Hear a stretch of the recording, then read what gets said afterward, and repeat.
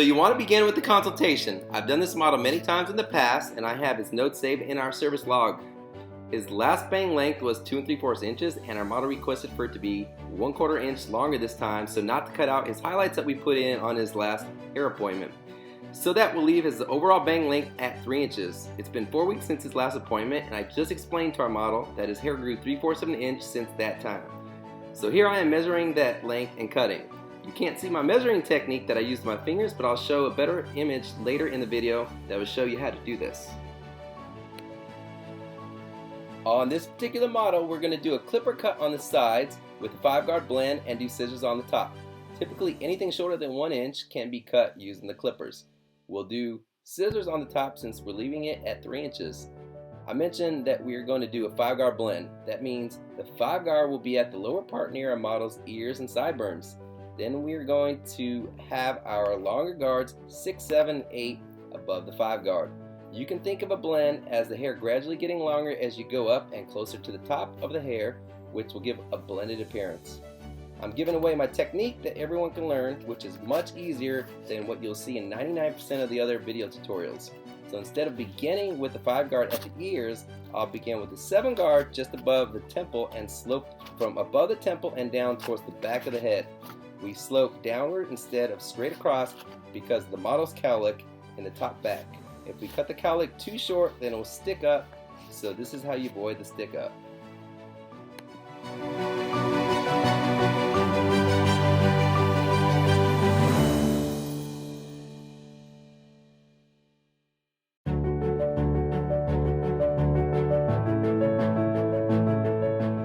After cutting out the shape with the 7-guard, I'll switch to the shorter 6-guard. Take the 6-guard up to and just below the 7-guard.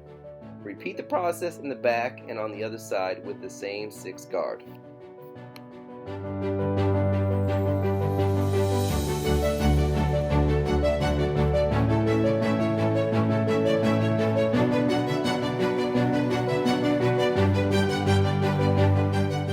Last, finish up with the 5-guard and go over the sideburns and behind the ear thoroughly.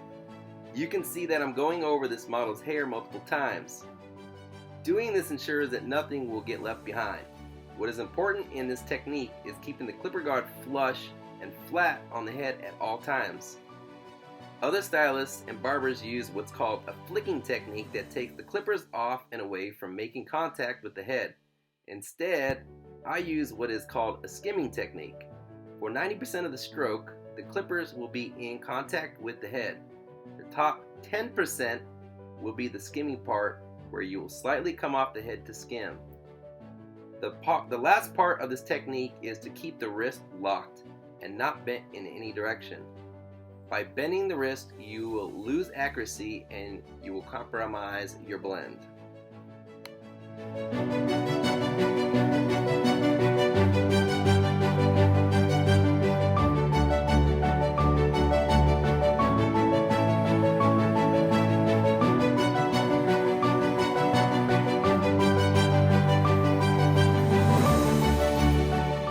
Outlining the ears and back hairline. I like to start with the sideburns. Typically, I do a straight across horizontal cut at the tragus bone at the ear.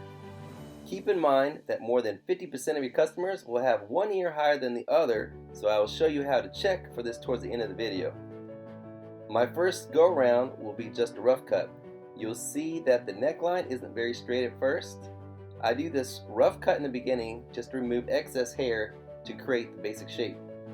I'll go over it again after I do a rinse at the bowl and blow dry. Then we will get the perfect shapes and get every last hair.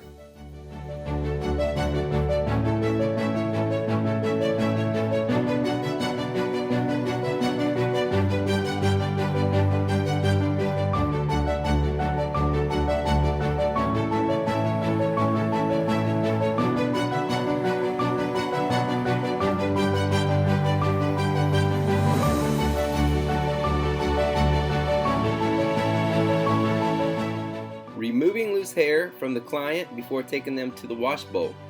Using a duster and double-sided 4-bristle brush, clean off your customer and use a blow dryer to help blow the hairs away. We do this in our salon just before going to the bowl and to keep hair from spreading throughout the salon and for our customers' comfort. Nobody wants unwanted hair slipping down the shirt. After removing the loose hair, I bend my knees until I go to eye level with our model's hairline. Only now can I refine the shape. I'll usually repeat this process 3 times throughout the cut. This customer has what I call an M-shaped nape line. He doesn't grow hair in 2 areas, which gives it the appearance of the letter M. I like to bring the hairline up to get that to go away, but this particular customer doesn't mind and would rather keep his hairline low as is. I like to do this outlining process at the beginning of the cut because if your customer's neck is sensitive to the touch, then it will give you time for the redness to go away by the end of the cut. I mentioned earlier that I would show how to measure up the sideburns and make sure that they are symmetrical and at the same level. Stand behind the customer and get your eyes level with your customer's sideburns. If they are uneven, simply bring the longer one up. I don't usually use shampoo on most men because typically most men shampoo too much, which leads to dry and frizzy hair. I've written a few blogs on this topic and I have a video in the works to explain how to naturally eliminate dry and frizzy hair. Here, we are only using Chi Organics conditioner. Here's your chance to give a thorough scalp massage. I like to start around the front hairline and work my way towards the temples and behind the ears, then eventually throughout the whole head. The scalp massage is where the customer decides how much tip he'll leave. We are going to blow dry the side area, which we just cut, and keep the top semi-wet for the scissor cut. The way we blow dry the sides is crucial because we are going to repeat the clipper cut. The reason we repeat the clipper cut is because customers may come in with bed head, hat head, or their hair may be pushed down in areas preventing the clippers from getting all their hairs. The blow dry technique includes the blow dryer, blowing warm air downward while one finger is wrapped around the towel. Make sure to tussle the hair in a circular downward fashion. This technique will pull up and out the longer hairs, which we will cut as soon as the blow dry is finished. I came up with this process which helps to give a better blend.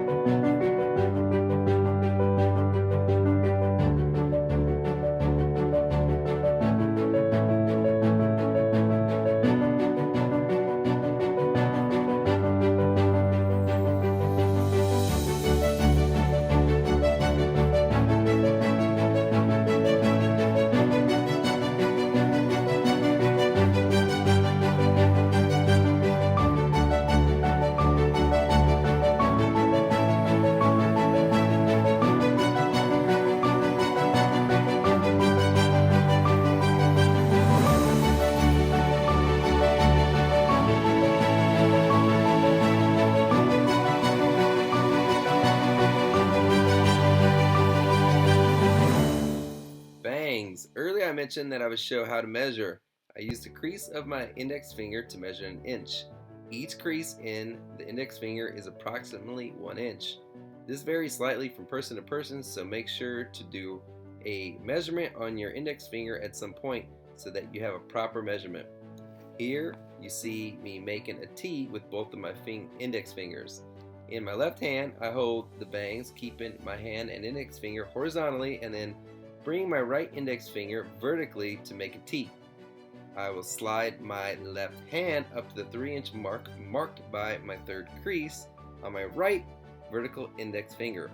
I do this measurement process and cut throughout the entire top of the head.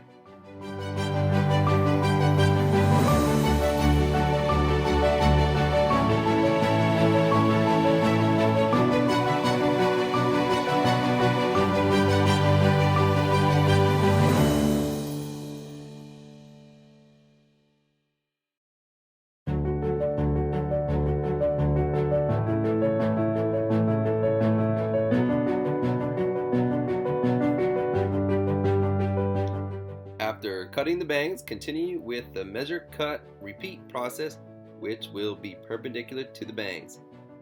I start the first measurement along the part and work my way to the non-part side. I continue this process throughout the top all the way to the back crown area.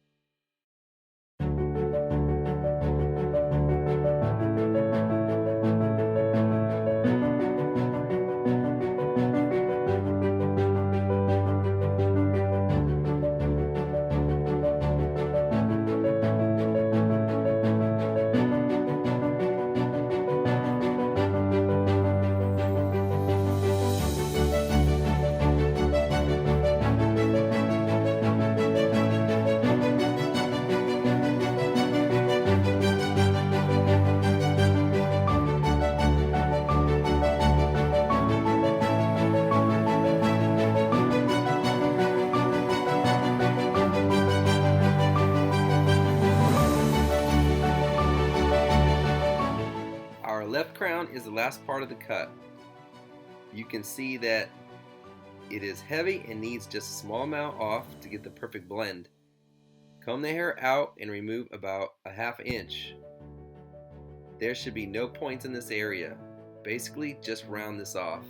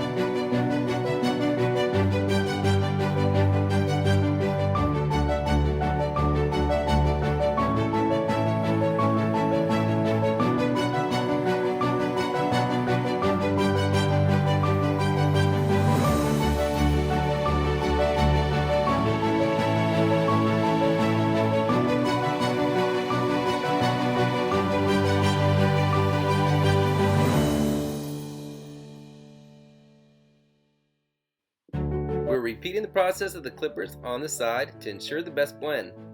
It doesn't take long and is worth the time. If this isn't done, small hairs that were missed the first time will stick out and be visible.